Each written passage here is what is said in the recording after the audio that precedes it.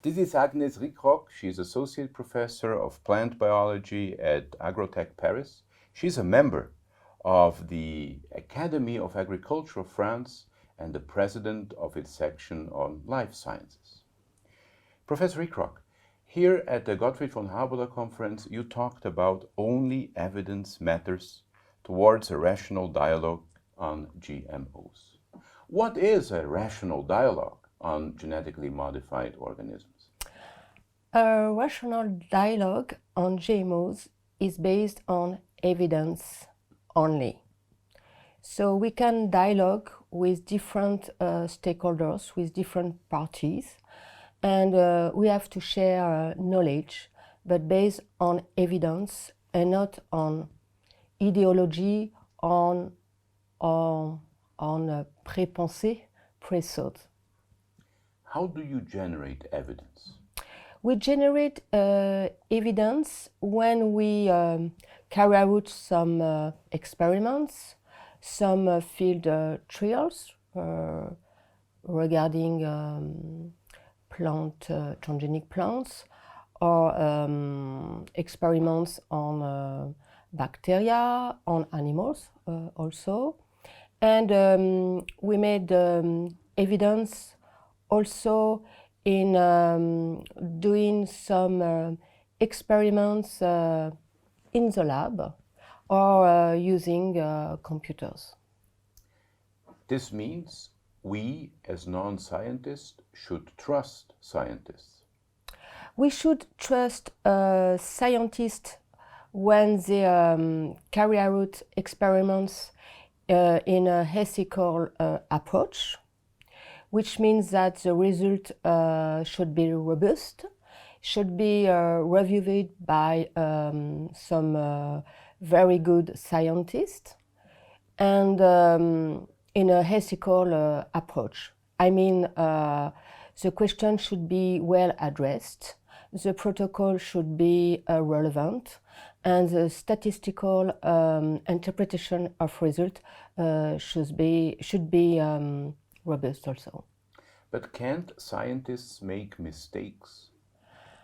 I think some of them, we are human people, we can make some mistakes, but every scientist belongs to a group of scientists. So the others are here to check if there is a mistake in the procedure or in the interpretation of data. So we hope that there is no mistake. So sometimes there is some papers which are retracted because the scientific community looks at the results and shows that it's not relevant, and the journal has to retract the publication. So there are not so much. So if the scientific community works so well, why is the whole dialogue about GMOs irrational? I think the GMO is becoming irrational. At the very beginning, it was not irrational. It was rational. The question was well addressed. Why do we need GMOs? Do you know if there is some risk? Do we have enough time to assess the risks? A very important question. Now it's becoming irrational and more political, and there is now an ideology to battle against GMOs, and we see two camps: the organic agriculture and the biotech agriculture with GMOs, and it's completely false, because GMOs can be used in organic farming. So there is an ideology. People think that GMOs are belonging to the agro-business, to capitalism, to American capitalists, and we know that GMO is not just a technique. and which produce some products, and these products can be used in developing countries, can be used to fight climate change and to preserve biodiversity in agriculture. And there is some two views of agriculture, and I would like to change this point of view and to reconcile these two groups of people, because we have to work together to to reach some major challenges in agriculture. Are our politicians in Europe ready to deal with this matter on the basis of evidence only?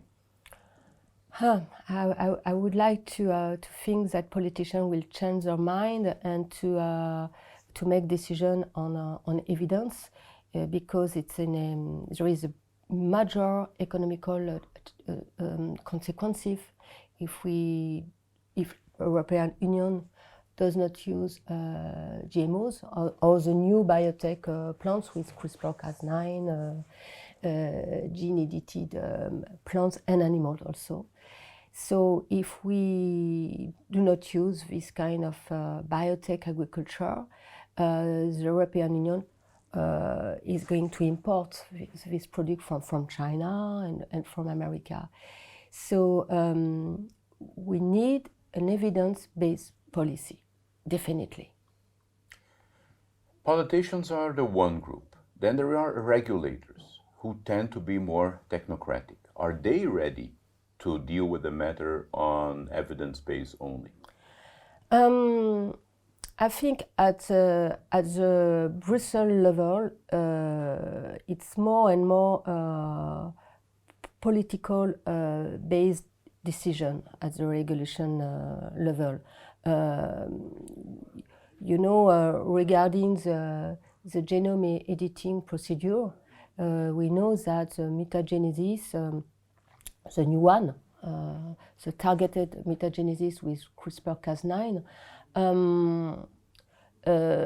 is perceived by the Court of Justice as a new technology like transgenesis, and we know that as scientists that targeted mutagenesis is very precise. We can control risk on the genome level, and it could be safe and very useful for agriculture, and should be classified as a conventional technique. And it was not the choice by the decision by the European Court of Justice, and we know that it's not based on science, but based on belief and probably on a political point of view. So regulation should be evidence based, and it's less and less evidence based, I'm afraid. So in a world in which politics are politicizing and even regulators are become more politicized, what should scientists do in order to be heard? I think we should use social media to address questions and data to young people, to regulators, to policymakers, in using simple words and short sentences to be more understood, and to use, like today, some short videos to disseminate very short messages. I think we should use the same languages that the young and the politician would like to hear. So you want scientists to become influencers? I think so, because biology, agriculture is a complex world, and people would like to more understand what is going on in science, in biotech, biotech agriculture. So we have to be enforcer also. We know that the policymakers only made decision, but they must listen to scientists also. What does the future of genetically modified organisms bring to us?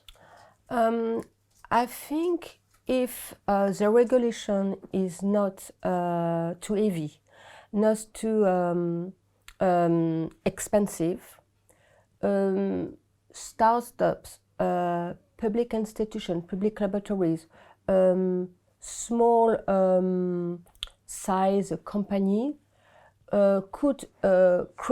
could use creativity to make some new plants, to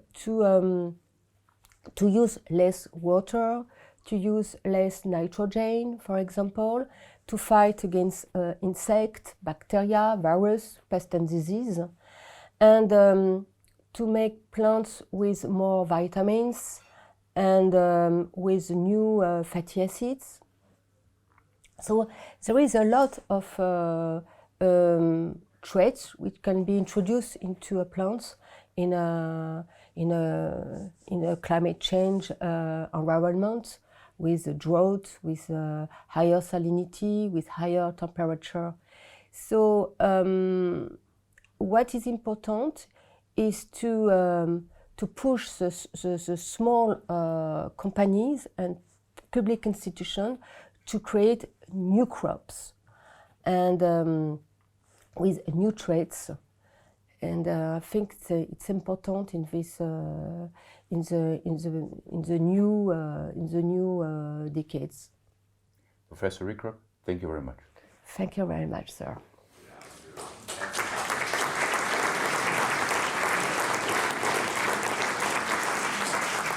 Thank you very much, Your Serene Highnesses and Court Leber, to invite me to talk on Only Evidence Matters towards a rational dialogue on GMOs.